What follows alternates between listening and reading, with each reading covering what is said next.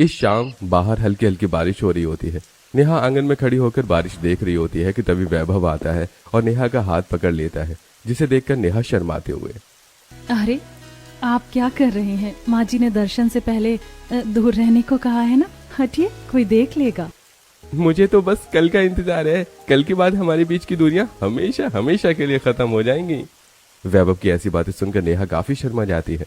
इसी तरह समय गुजरता है और अगले दिन नेहा और वैभव कुलदेवी के दर्शन के लिए जा ही रहे होते हैं कि तभी अचानक वैभव के मामा मामी अपने परिवार वालों के साथ एकदम से उनके घर पर उन्हें धप्पा कर देते हैं।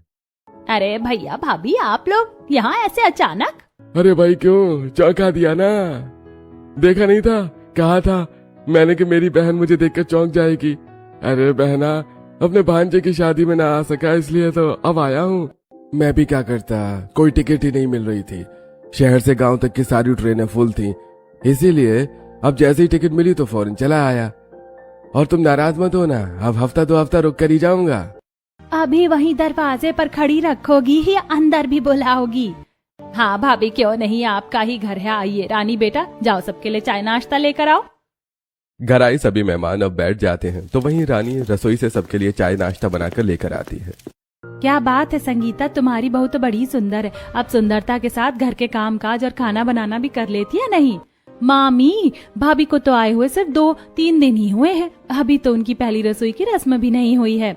अरे हमारे यहाँ तो शादी के 2 दिन बाद ही पहली रसोई की रस्म कर देते हैं, और तुमने बहू की अभी तक नहीं की। नेहा बहू, एक काम करो, आज तुम पहली रसोई की रस्म करो, इसी बहाने हम भी तुम्हारे हाथ का खाना खा लेंगे।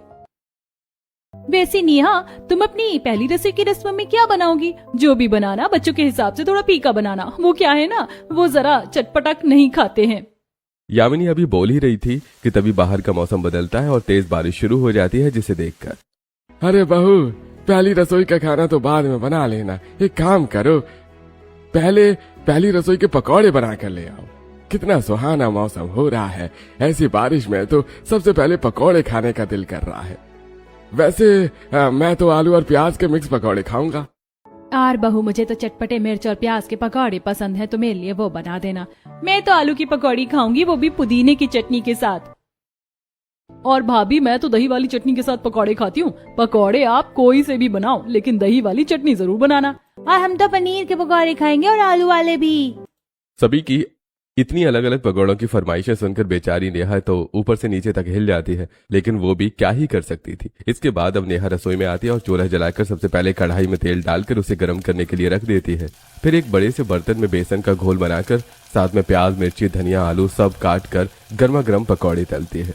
कहाँ आज हम माता रानी के दर्शन के लिए जा रहे थे और ये लोग आ गए, ऊपर से हफ्ता भर रुकने को और कह रहे हैं। दर्शन में तो 1 से 2 दिन का समय लग जाएगा, ऐसे तो हम इन्हें छोड़कर जा भी नहीं सकते। तभी संगीता आते हुए, मुझे भी नहीं पता था कि भैया भाभी ऐसे अचानक आ जाएंगे, वरना मैं उन्हें बाद में आने को कहती। कोई बात नहीं माँ जी, अब वो लोग भी तो हमारे लिए ही आए हैं ना। तू सच में बहुत अच्छी है, वरना आज कोई और होता तो कब का रिश्तेदारों को देख मुंह बनाकर बैठ जाता। सिर्फ हफ्ते भर की बात है, जैसे ही ये लोग चले जाएंगे तुम लोग दर्शन के लिए चले जाना। अब इधर नेहा गर्मा गर्म पकौड़े तलती है तो वहीं संगीता और रानी सभी को पकौड़े परोसती हैं। वैसे बहू के हाथ में स्वाद तो है, पकौड़े इतने बढ़िया बने हैं, पता नहीं खाना कितना स्वादिष्ट बनेगा। वैसी नेहा, चाय के बिना पकौड़े अधूरे अधूरे लग रहे, अगर थोड़ी चाय हो जाती तो। हाँ दीदी, अभी बना कर लाती हूँ बस। अब नेहा दोबारा से रसोई में जाती है और चूल्हे पर चाय चढ़ा देती है और फिर सबके लिए चाय लेकर आती है। अरे बहू, चाय तो बढ़िया बनी है, लेकिन वो क्या है ना, मुझे चाय में दालचीनी पसंद है। अगर तुम मेरे लिए दालचीनी वाली चाय बना कर ले आती तो सही रहता। अगर इनके लिए दालचीनी वाली चाय बना रही हो तो मेरे लिए इलायची वाली चाय बना देना। वो क्या है ना, अदरक की चाय जब मैं पीती हूँ तो गले में जलन होने लगती है। यामिनी भाभी ने कहा था, तभी कह देते कि इन्हें अलग तरह की चाय चाहिए। बार बार भाभी से बस चक्कर लगवाए जा रहे हैं किचन के। अब नेहा दोबारा रसोई में जाती है और चूल्हे पर अलग अलग तरह की चाय बनाकर लेकर आती है। मुझे मीठी चटनी के साथ पकौड़े खाने, ये वाली चटनी तीखी लग रही है। नेहा भाभी, थोड़ा तुम्हें परेशान कर रही हूँ, लेकिन अगर बच्चों के लिए तो मीठी चटनी बना देती तो सही रहता, वरना ये पकौड़े नहीं खाएंगे। अब नेहा दोबारा से रसोई में जाती है और मुंह बनाकर बच्चों के लिए मीठी चटनी ले आती है। थोड़ी देर में सभी चाय पकौड़े का नाश्ता करके बाहर आंगन में देखने के लिए चले जाते हैं तो वहीं दूसरी तरफ नेहा अंदर की सफाई कर रही होती है। तभी वैभव, ये लोग कुछ दिनों के बाद नहीं आ सकते थे, वैसे हम लोग कितने दूर थे, अब इनकी वजह से और दूर रहना पड़ेगा। रहने दीजिए ना जी, मेहमान तो भगवान का रूप होते हैं। अब हफ्ते भर की ही तो बात है, इंतजार कर लिया है, कुछ और दिन कर लेंगे। वैभव का मन मेहमानों के आने से खराब होता है, तो वहीं दूसरी तरफ सभी लोग बारिश देखने के बाद एक एक कर गीले पांव से अंदर आते हैं और कमरे में जाकर कपड़े बदलने लगते हैं। तभी योगेश हॉल में आता है और जैसे ही थोड़ा आगे बढ़ता है तो जमीन पर पानी पड़े होने के कारण एकदम से फिसल जाता है। अरे, ये इतना सारा पानी कैसे आया जो मैं मिट्टी की जमीन पर ही फिसलने लगा। योगेश जल्दी से अपनी माँ संगीता को आवाज देता है और जब संगीता जाकर गीली जमीन देखती है तो हे भगवान, वैसे ही ऐसी जमीनों को सूखने में वक्त लगता है, अब इसे गीला किसने किया। सब लोग बाहर भीग रहे थे ना, लगता है वो गीले पांव अंदर आ गए। कोई बात नहीं, मैं इसे सुखा दूंगी। अरे ये छोड़, इन लोगों में अकल नहीं है क्या जो गीले पांव से अंदर आ गए। बाहर पैर पोंछना तो चाहिए था। संगीता को मेहमानों की इस हरकत पर गुस्सा तो काफी आता है, लेकिन वो कुछ नहीं कर पाती। तो वहीं अब थोड़ी देर में शाम होती है। पकौड़े खाने के बाद तो मेरा पेट अभी तक भरा हुआ है। एक काम करना, तुम खाने में बस दाल चावल बना लो, मैं वही खा लूंगा। हम भी सब वही खा लेंगे, कहाँ तुम अलग अलग तरह का खाना बनाओगी। अरे भाई साहब, कैसी बातें कर रहे हैं आप। आज बहू की पहली रसोई का खाना है और आप सब लोग दाल चावल से काम चलाएंगे। भाई हमें तो बढ़िया खाना चाहिए। बहू, मेरे लिए तुम पालक पनीर मलाई कोफ्ता और अपने ससुर के लिए छोले और चावल बना देना। और मीठे में तुम खीर हलवा बनाना और साथ ही साथ मेरे लिए वेज बिरयानी और गलाउटी कबाब। मैं तो पनीर कोरमा खाऊंगी, मुझे बहुत पसंद है। हे भगवान, इनका पेट है या कुआं। थोड़ी देर पहले तो इन्होंने भर भर के पकौड़े ठूसे थे और अभी इन्हें इतना सब कुछ चाहिए। बेचारी मेरी बहू इतना सब कुछ अकेले कैसे बनाएगी। पकौड़े के मेन्यू की तरह ही रात के खाने का मेन्यू सुनकर नेहा हिल जाती है, लेकिन अब वो क्या ही कर सकती थी और अकेले ही धीरे धीरे सारे पकवानों की तैयारी करने लगती है। कैसे लोग हैं ये। अरे हम भी जब मेहमान बनके किसी के घर में जाते हैं तो इतनी फरमाइश नहीं करते थे और उल्टा उन लोगों की मदद करते थे, लेकिन इनमें से तो कोई मदद करने के लिए भी नहीं आया और बिल्कुल 5 स्टार होटल की तरह हाथों में ऑर्डर थमा दिया है। नेहा इतने सारे पकवान बनाते बनाते फ्रस्ट्रेट होकर खुद से ही बातें करने लगती है कि तभी रसोई में नेहा के पास संगीता आती है।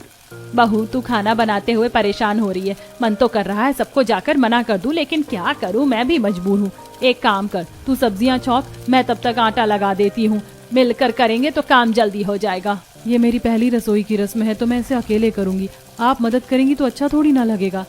अब क्या कहूँ, रानी को तो इतना कुछ ठीक से आता नहीं है, वरना वो तेरी मदद करवा देती। लेकिन अनीता भाभी की बहू बेटी को तो सब कुछ आता है, लेकिन जरा मजाल है कि वो कुछ काम करवा दे।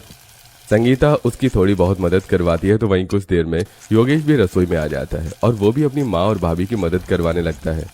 फिर नेहा सभी को खाना परोसने लगती है और जब सभी मेहमान नई नवेली बहू की पहली रसोई का खाना खाते हैं तो बहू, खाना तो अच्छा बना लेती हो तुम, स्वाद तो है तुम्हारे हाथों में। पापा जी, स्वाद तो वैसे ठीक है, लेकिन जरा खीर खाकर देखें। सच सच बताओ, नेहा खीर बनाते हुए लग गई थी ना पतीले में। भाभी, मैंने तो कहा था आपसे कि मुझे फूली हुई रोटी खाने की आदत है, ये ठंडी हो गई है, गरम सेक कर लेकर आइए ना मेरे लिए। तारा की बात सुनकर बेचारी नेहा दोबारा रसोई में जाती है और सबके लिए एक साथ गर्मा गर्म फूली हुई रोटियां लेकर आती है। जा, यह मटर पनीर की सब्जी बनी है ना, इसके साथ तो पूरी अच्छी लगती है। काम करो, तुम जाकर पूरी बना कर ले आओ। भाभी, साथ में वो थोड़ी चटनी भी पीस लेना, खाना थोड़ा फीका बना है और हमें चटपटा खाने की आदत है। इन लोगों में तो शर्म नाम की चीज ही नहीं है। कितने चक्कर कटवा रहे हैं मेरी बहू से। उसकी पहली रसोई ना हो गई, पता नहीं कौन सी अग्नि परीक्षा हो गई। बेचारी कितने घंटे से दिए ही जा रही है। अब नेहा काफी ज्यादा थक चुकी थी, लेकिन वो चाहकर भी किसी को काम के लिए मना नहीं कर सकती थी। इसी तरह कई बार नेहा के कभी सलाद तो कभी सब्जी को लेकर चक्कर कटते रहते हैं। तो वहीं आखिर में खाना खाने के बाद नेहा का देवर योगेश, खाना तो बहुत बढ़िया बना था, चलिए अब आपकी पहली रसोई की शगुन की शुरुआत करते हैं। योगेश कमरे में जाता है और वहां से एक सुंदर सा सूट लेकर आता है और पहली रसोई के शगुन में अपनी भाभी को देता है। तो वहीं बाकी घर वाले भी नेहा को बड़े प्यार से तोहफे देने लगते हैं। ये साड़ी मैंने बड़े अरमानों से ली है तेरे लिए। जब तेरी और वैभव की शादी को पूरा 1 साल हो जाए ना, तब अपनी पहली सालगिरह पर पहनना। नॉर्मल गरीब होने के बावजूद भी नेहा के ससुराल वाले उसका दिल खुश करने वाले तोहफे दे रहे थे। तो वहीं गांव में मेहमान बनकर आया मामा मामी का परिवार नेहा के हाथ में सिर्फ 100 रुपए रखता है। कैसे लोग हैं ये। 100 रुपए कौन रखता है, इनका बस चलता ना तो ये तो 10 रुपए रख जाते मेरे हाथ में। पहली रसोई की रस्म में सभी आए मेहमानों को सिर्फ 100 रुपए देता देख नेहा के ससुराल वालों को काफी अजीब लगता है। तो वहीं अब खाना खाने के बाद सबके सोने की बारी आती है। चलो भाई, अब बहुत हो गई बातें, सोने चलते हैं। संगीता, मेरा तो तू अंदर कमरे में बिस्तर लगा दे, मैं तो बिस्तर पर ही सोऊंगी, जमीन पर सोया नहीं जाता मुझसे। और बच्चों को भी अलग कमरा देना, वो क्या है ना, इन्हें अकेले सोने की आदत है। मेहमानों को कमरा देने के चक्कर में घर वालों के लिए कमरा नहीं बचता और आखिर में उन्हें हॉल में ही सोना पड़ता है। अरे इन लोगों ने तो एक दिन में ही इतनी आफत मचा दी, अभी तो 4-5 दिन और रहेंगे। अरे मुझे तो बहू की फिक्र हो रही है, बेचारी आज पूरा दिन रसोई में रही है। इसी तरह रात गुजरती और अगले दिन होते ही फिर से नेहा की ड्यूटी शुरू हो जाती है। कोई इस बारिश के मौसम में उससे गर्मा गर्म पकौड़े बनवाता तो कोई आलू के पराठे, तो वहीं सब बारिश में भीगने के बाद गीले कपड़ों का भंडार नेहा के लिए खड़ा कर देते थे। बाहर वैसे ही बारिश हो रही है और ऊपर से इतने सारे गीले कपड़े, अगर इन्हें ऐसे ही रखूंगी तो बदबू मारने लगेंगे। नेहा बारिश के रुकने का इंतजार करती है और अब उन कपड़ों के ढेर को धोकर पूरे घर में कपड़े फैला देती है और इसी तरह ही दिन गुजरने लगते हैं। नेहा ज्यादा परेशान मत हो, बस एक दिन की और बात है, कल तो ये लोग चले जाएंगे। ससुराल वाले बड़ी बेसब्री से मेहमानों के जाने का इंतजार कर रहे थे। तो वहीं अगले दिन होते ही जैसे ही मामा मामी का परिवार जाने लगता है कि तभी सामने से फूफा जी और उनका परिवार आ जाता है। ये क्या, ये मेहमान तो गए, दूसरे मेहमान आ गए। लगता है ये पूरा महीना ही मेहमानों के साथ गुजरने वाला है। अरे बहना, तू यहाँ पहले बता देती तो हम लोग पहले आ जाते। लगता है अब तुम लोग यहाँ से जा रहे हो। हफ्ता 5 दिन के लिए आए थे, अब जा रहे हैं, शहर में काम भी तो है। अरे आप लोग जा रहे हो, अच्छा थोड़ी ना लगता है। अरे 1-2 दिन रुक जाओ हमारे साथ, फिर साथ ही चलेंगे शहर।